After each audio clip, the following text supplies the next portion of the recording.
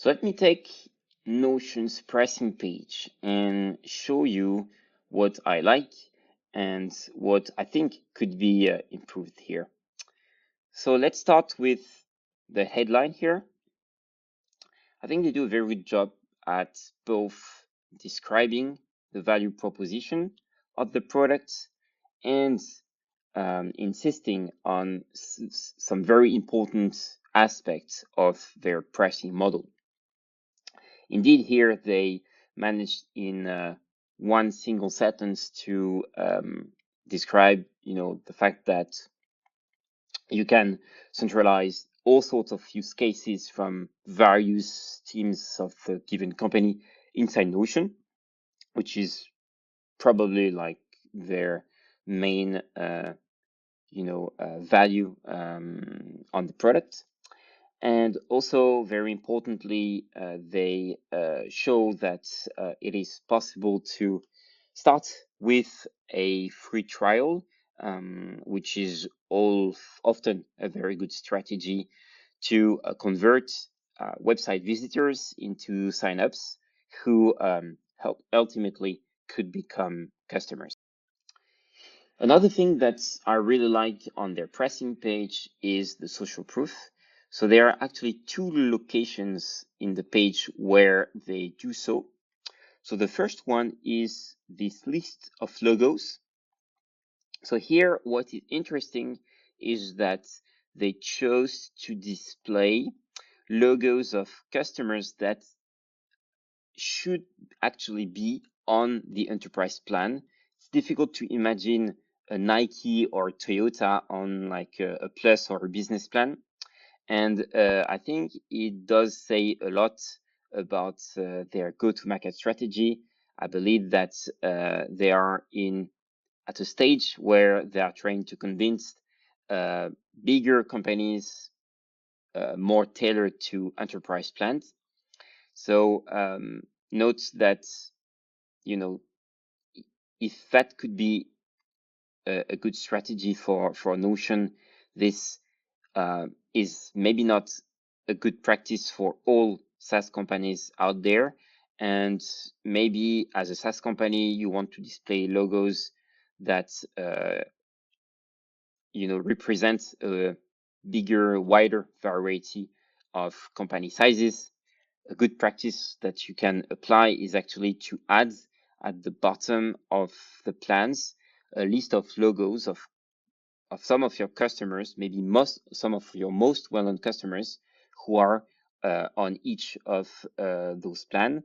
That way, as a visitor, when I come to your pricing page, I have another anchor to which I can identify by seeing logos of companies which have the same size or which are in the same sector, basically. Another location where they use social proof is here with those customer stories, those testimonial. Maybe they could add a few more, like maybe one or two, or even 4 or 5, even if it means showing a carousel here.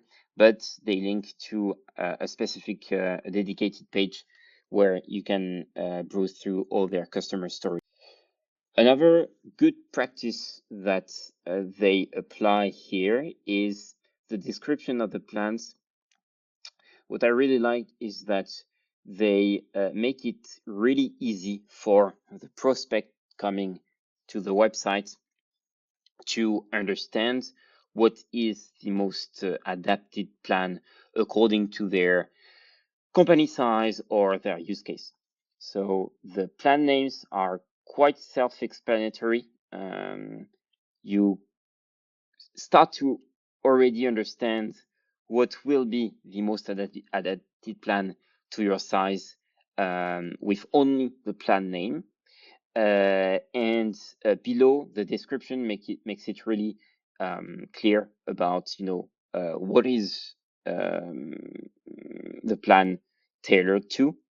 So here, very easy to understand that you start with a free plan for your personal usage, and then as maybe your project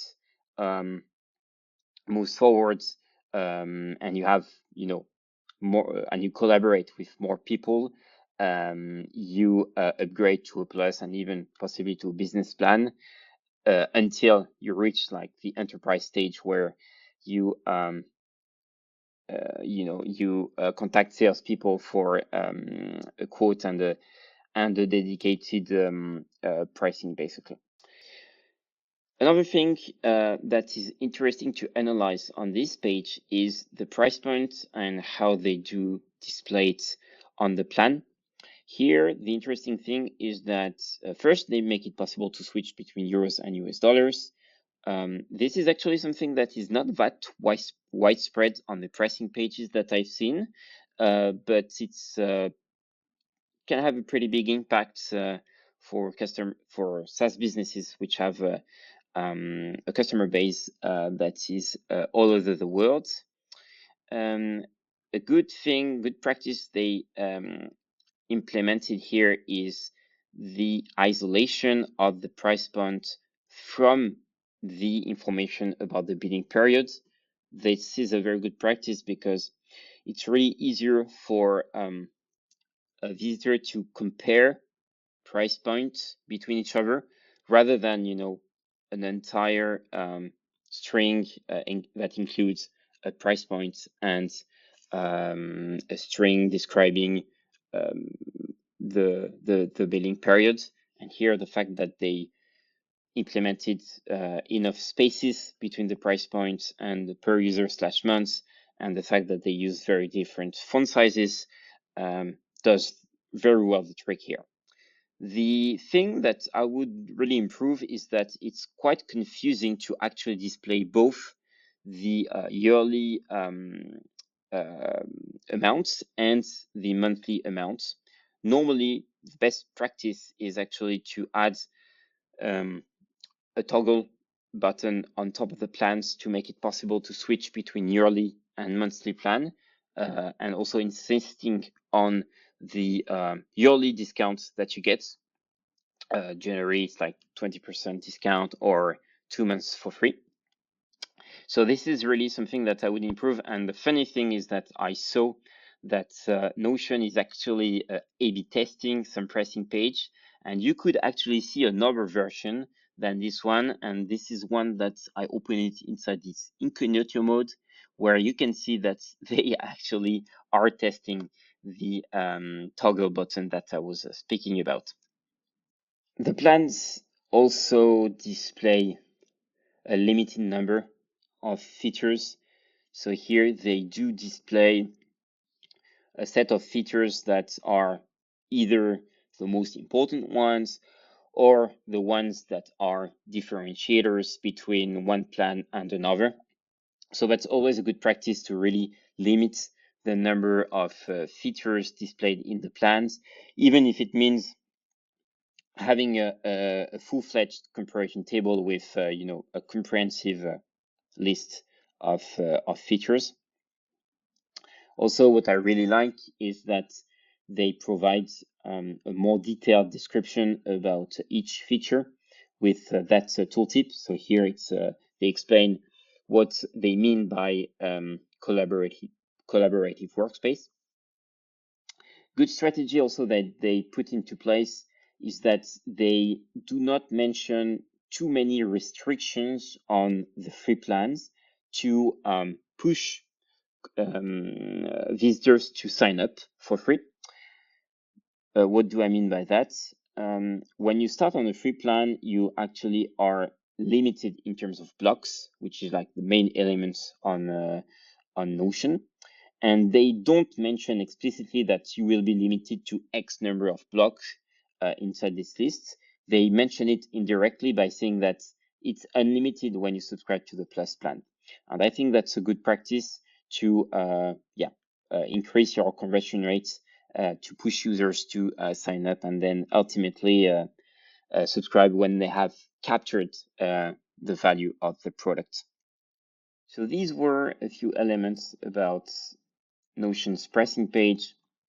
In the wake of a full roast, I generally come up with a video that lasts between 25 and 30 minutes. perusing the entire pricing page and providing as many feedbacks as possible.